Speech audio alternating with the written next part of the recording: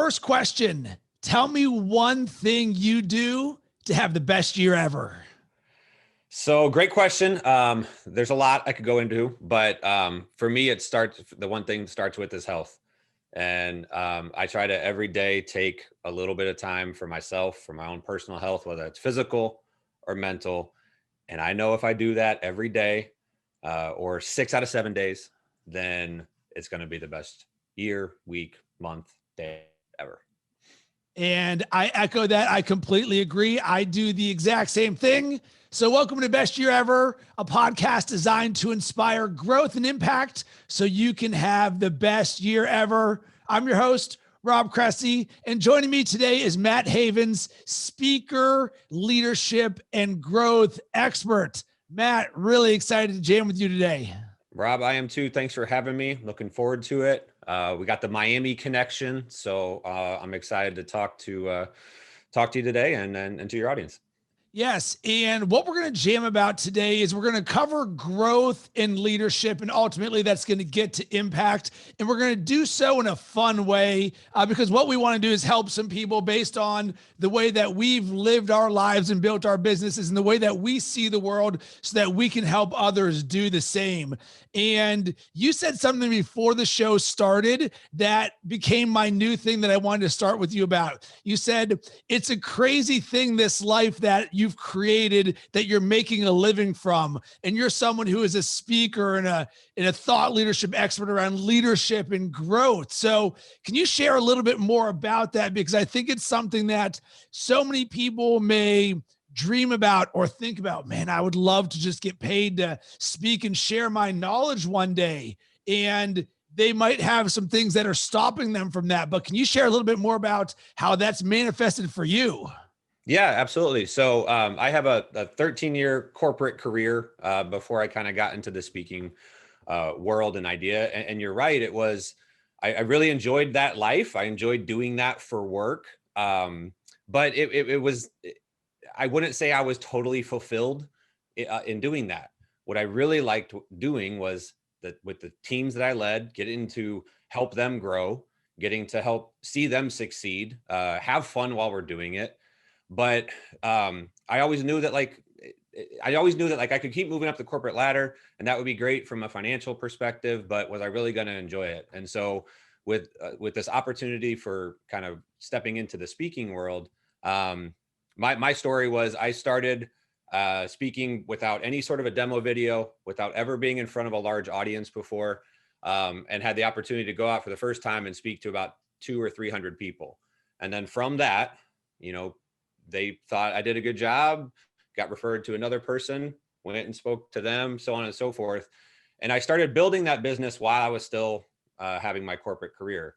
And about 3 years into that, just kind of realized, all right, if you're going to do what's going to make you happy and what you're going to enjoy doing, and then you got to go all the way in. So I left that corporate career behind, started this sort of speaking, consulting, and workshop business. And it's been a fun ride for the last 2 years full time, but yeah, about 5 or 6 years now since I first kind of started in it. So I want to go back to that very first speaking engagement to the 200 or 300 people. And I can relate to it because I remember the first time that I was an MC of a conference. It was a marketing conference.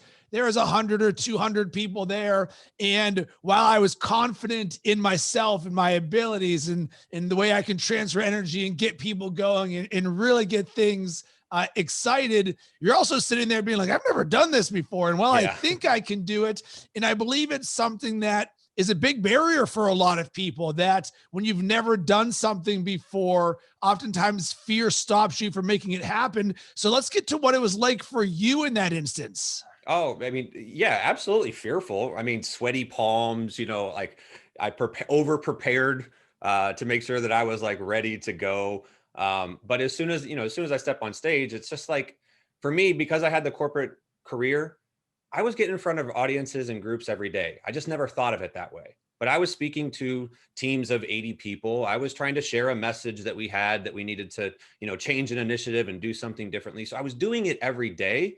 It was just in a different setting. And so once I kind of like flipped that switch in my head of, hey, this is no different. than what you normally do. This is no different than going out in your community and talking to the other parents at a soccer event or whatever it is. That certainly helped. But no, I'm not gonna lie. Like that day, as soon as I got off stage, I had to drive back to the airport, and you could just feel all the adrenaline and energy just like whoosh out of your body, because you were so amped up and ready to go that then you have like sort of the fall that comes after that. Luckily, it didn't happen until I was like alone and on my way home. And I know from my own experience, it's a feeling that doesn't go away. The performance anxiety of going on stage. And really, the way that I think about it in terms of the more often you do it, the more comfortable you get walking towards the fear or the monster that you have of the getting on stage. Because even though I've done hundreds of podcasts and videos and speaking on stage and been an MC, like it still is an element of we're prepared, we're going to crush it, but it's still not a comfortable situation. And that's a good thing, but you want to prime yourself to walk towards that, because I think that is the biggest gift that you can give yourself is the more often you walk towards the fire, Oh yeah. the bigger the things are that you're going to do. So you're going to generate more growth. You're going to get more thought leadership by continually doing larger stages. And ultimately, you will create more impact when you're someone who is willing to do things that a lot of other people won't. Absolutely, Rob. And I always tell event organizers that I work with is, hey, 5 minutes before I go on stage, you're going to see me disappear. And don't worry, I'm not going anywhere. I promise I will hit the stage. But I take that 5 minutes to like get everything ready. I got to get my energy high, because I'm a very like high energy, comedic sort of performer, if you will. So I spend that 5 minutes kind of amping up. And then when I hit stage, then, then it falls into the habit that obviously I've had now for 6 years of just being comfortable up there. But yeah, I mean, you gotta know that about yourself. You gotta be comfortable in looking a little goofy in a hallway, talking to yourself and hopping up and down, And I agree with that. And I really think for me, it becomes the mindset of, I like the term earned confidence. When you do speaking gigs, the more often you do it, the more you earn your confidence. I don't care if it's just corporate for the people that are in your company or a person of one all the way up to thousands of people. The more you do it, the more that you earn your confidence. And I get tunnel vision where I am only thinking about the things that I'm going to do. So I say my declarations and build the belief of who I am and what I know I'm there to do. And I've heard some things recently that have really opened my eyes to once in-person speaking events start to happen again, that so often when we get this anxiety, we're thinking about ourselves. But if we really want to be great as speakers, don't think about ourselves. Think about what we can do to deliver for the audience. So we should be willing to be nervous. That's actually an ego thing. Oh, I'm worried about myself. But what if all of a sudden we just said, you know what? I'm willing to do this because I have something inside of me that's going to help someone else out. And it is my duty to walk through that fear and deliver the best thing that I can for someone else, because that's actually the real thing is don't worry about, even if I feel nervous, even if I mess up, that's actually not what it's about. It's really about your ability to deliver something for someone else. Rob, you're right on point there. And I think we get caught up in so much about like, yeah, what does it mean for us and how are we feel or what do we look like? And so like I always try to encourage people, if it's a speaking goal, right? You have a goal to go speak, then certainly just find every opportunity you can to practice and get out there. But what you just said kind of made me think about another thing, because my wife will sometimes give me a little bit of grief. Maybe she will, casually kind of blow me off, because I am one that if I can get a laugh from somebody, I don't care what it means to me. I don't care if I have to look a little ridiculous. I don't. This past weekend, our girls were trying to sell Girl Scout cookies out in front of a business here, and they thought like, Dad, if you get out here and dance, maybe that will make people laugh and they'll come and buy cookies. So we got out there and we were dancing, looking ridiculous, and cars are like, why is this 37-year-old person out here dancing like an idiot? But sure enough, they stopped their car and they bought some cookies. And so I don't care, because I'm doing it for somebody else. I'm doing it for you to hopefully get you a laugh. And the same goes like with speaking. If I'm getting ready for an event and I want to like rehearse my notes, I'll go walking around the block with my ear pods in. So maybe it looks like I'm on a conference call. But really I'm just talking to myself and I'm getting animated. And if people are driving by, they're like, what is this dude doing? Like, who is this guy? But I don't care, because it's not about me. It doesn't matter what I look like. It's about bringing value. And so I'm going to prepare and I'm going to do what I need. And at the end of the day, nobody's worried. At the end of the day, they're not even worried about me. They're worried about themselves. So what can I do to add something to their life, to bring value to them, or in the most random cases, just make them laugh and have a better day. So that's what we're going to talk about now, is how we can use humor as thought leadership to deliver value, to be memorable, to stand out. And I remember at this first MC event that I did, I was like, you know what I'm going to do? I'm going to do a 1-song dance party. And I actually created a game for myself. I was like, can I get this entire room to dance? I was so nervous, so nervous. I've never done this before in my life. I've had plenty of 1-song dance parties. I'll do that myself all the time. I'll do it in small groups. But if there's like 100 or 200 people in the room, you're really putting yourself out there. And in the way that I framed it, I was like, all right, guys, in the history of the world, an entire room of people has never been able to not dance to this song. So what we're going to do is, once I play this song, we are all going to dance. And what it ended up being was one of the songs, I want to say it was the Gloria Estefan, We Do It Hot, Hot, Hot. As you can tell, I'm a great singer. And I just brought this energy and I went first. And I've got a background in improv from Second City, which is where we're going to be talking about this humor side of things. And immediately half the room started dancing. But then there's the awkwardness of like everyone else who's not. And you know what I did to really sell my belief? I Facebook Lived this. So never have done it before. I grabbed my phone and I'm like, let's go. And it's like, ole, ole. And I just started going around. And the reason I wanted to do this was, one, to get the energy going, because I believe it was probably after lunch, that transition.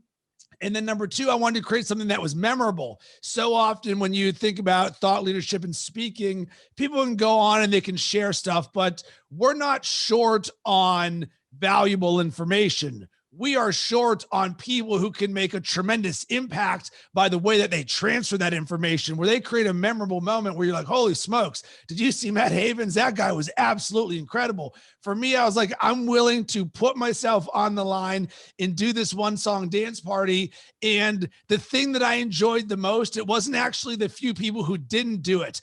It was the 1 or 2 people who stood on their chairs and went bananas. They got really into it. Yeah. 100%, because that's what you're really looking for, is I'll lead first and then who else is going to go there. And then boom. All right, guys, thanks. Super excited. Now that we're back from lunch, up next is Matt Havens. He's an expert at leadership and growth. You're going to love what he is doing. Matt, on to you. Boom. And that's what I did.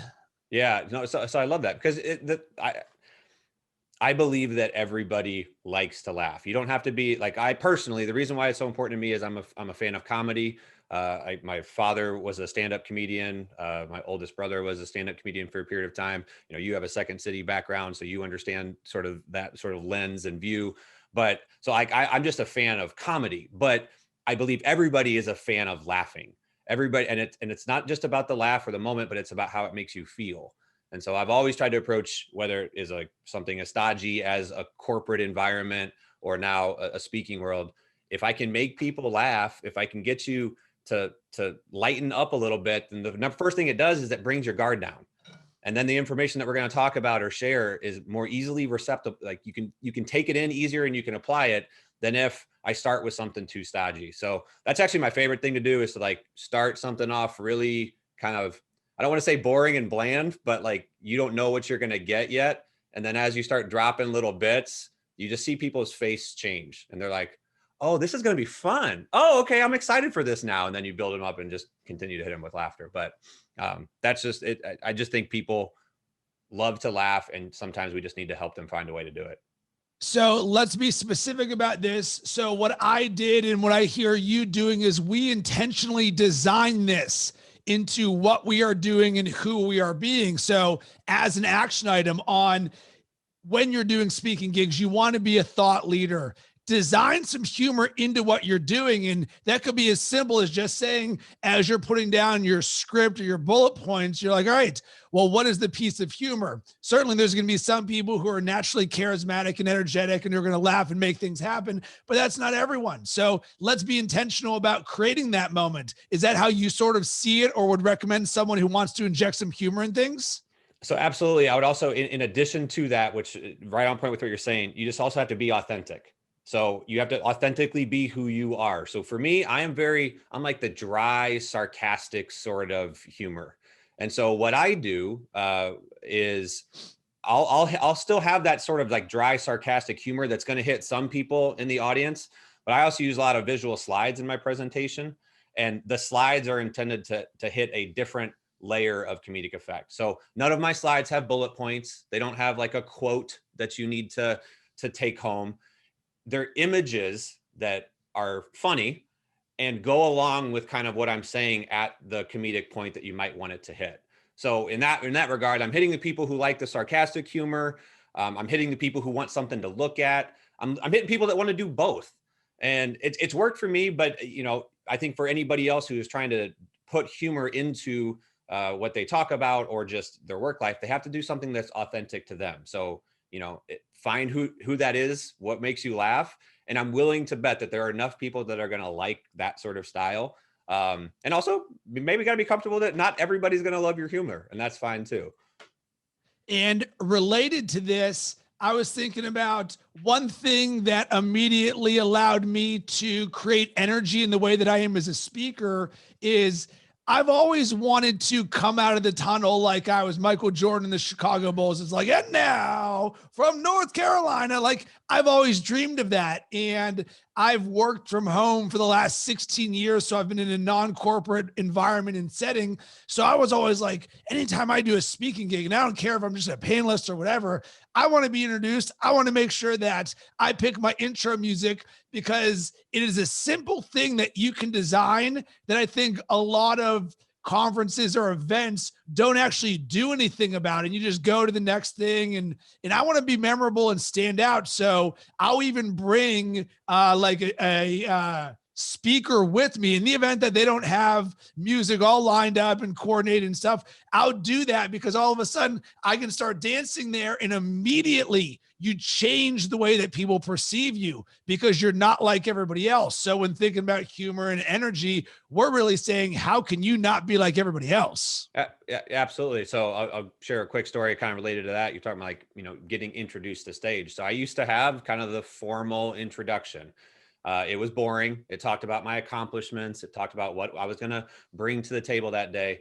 And then it wasn't even my idea, but before an event one time, like literally 2 minutes before I'm about to get introduced, the guy who's introducing me was sitting at the table and he said, "Hey, do you mind if I make up your introduction?"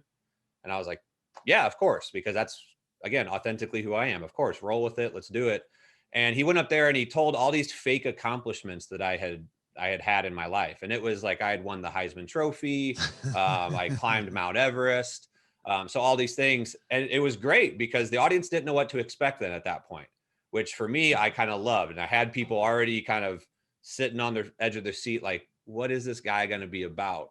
And so I've since adopted that sort of philosophy and style. And like I said, since I'm pretty sarcastic and deadpan, it goes perfectly with who I am. So now when I get introduced, while I also want to do like the run out like MJ, now it's just this list of all these accomplishments that I did not create, that I did not do. And then I get to have fun afterwards when people are like, "So tell me about that time that you crossed, that you did the Iditarod. Like, what was that like?" And I was like, "Oh man, you didn't quite recognize that was a joke." And that's okay. I absolutely love that. That is so much fun. I have not heard that before. Kudos to you for that, because it's once again, you're hearing me say energy a lot. And if you want to be a speaker and a thought leader, there's going to be a transfer of energy so you can transfer the value of what it is, because now you're going to have people engaged. And for you, boom, you're getting them engaged right out of the gate. So as we wrap this up, I want to talk about the impact that this has had on your life, because when you combine growth and you combine thought leadership, ultimately you're going to have impact. And I really see impact in 3 different ways. 1, impact on yourself. Two, impact on those close to you. So whether it's your family, the company that you're working with, or number three, impacting the world around you. How has leaning into being a speaker created impact for you? And frame this as a way if someone is listening to this being like, hey, you know what? I'm sort of interested in this. Talk about the impact that this has. Yeah, no. So what I'd say is, so first, when you talk about impact, right? There's obviously the personal impacts. It's the impact of doing something that you have wanted to do for so long, but you just didn't feel like you could make that jump. So for me, I love the corporate career I had. It certainly a ton of lessons, a lot of friends made, but jumping into the speaking career has been so impactful for me because I'm now really doing something that I truly love, and I every day wake up excited to do it. So I think that's powerful for anybody that's listening is whatever your dreams are, there's never a better time to go chase them than right now. And if you got to put in some work for a couple years until you can do that more comfortably, then do that, but start now.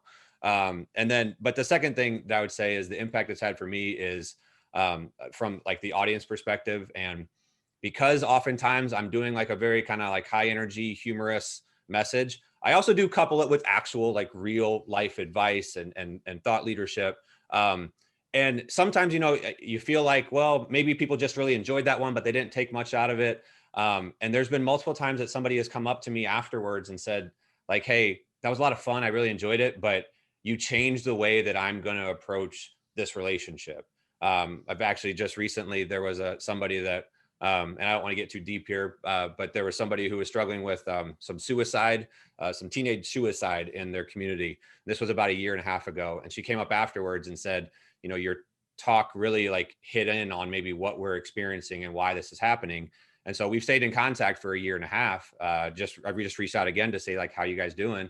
And by no means would I have ever imagined that talking about generational differences or leadership with a comedic take would ever lead to that sort of conversation and impact. But it did. And so that, again, just continues to encourage me and push me to want to get this message out. And so for anybody listening, like, I just think that you may not recognize the impacts you're going to have on somebody else until you go out and you do what you love. And if you do that, you'll be surprised at what you might find.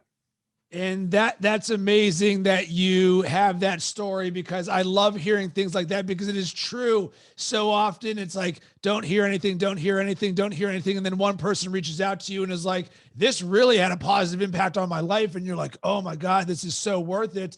And I remember when I was emceeing a marketing conference in New York, and there was a Q&A at the end, and a woman had a question around podcasting, and she's like, why would anyone want to listen to my podcast? And the answer was, because if you have anything inside of you that can help even one person, then it is your duty to share it.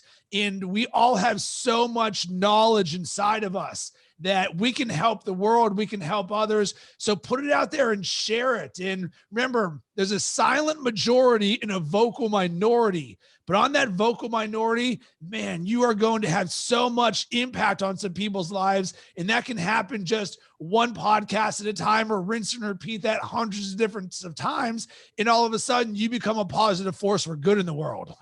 Absolutely. And and especially now in today's world with technology, and it sometimes seems like the world is so big that that vocal minority doesn't even have an opportunity to get out there.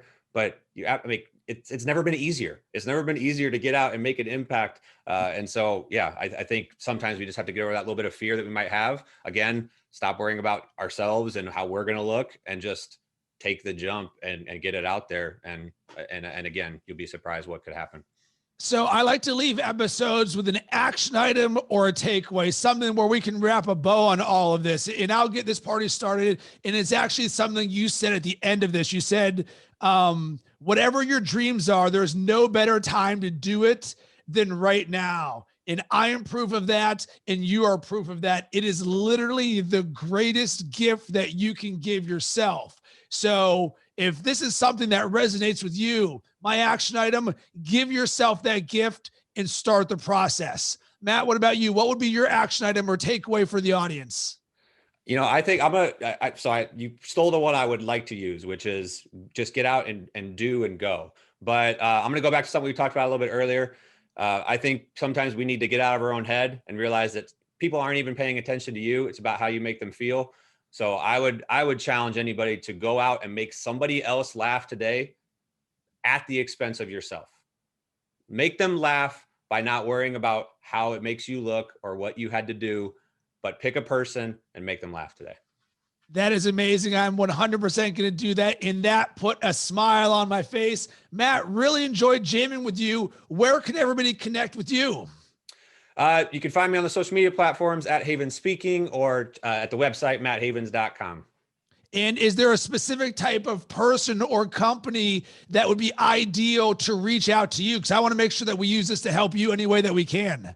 No, I mean, I work with companies of all sizes, the small ones, the big ones, nearly every industry. My main thing is how we make business more human. So I don't think there's a company or person who couldn't use a little bit of that, and I'd be happy to help do that. And on my end, I would love to hear from you about this episode. Is there one specific nugget that really stands out to you? You can hit me up on all social media platforms at Rob Cressy. And if you are someone who says, you know what, I've thought about being a thought leader or a speaker or having positive impact on the world, and this is something that you're interested in, the way that I've been helping people and companies is by helping them create a show, AKA a podcast, audio and video. If this is something that interests you, hit me up at Rob Cressy or rob@baconsports.com.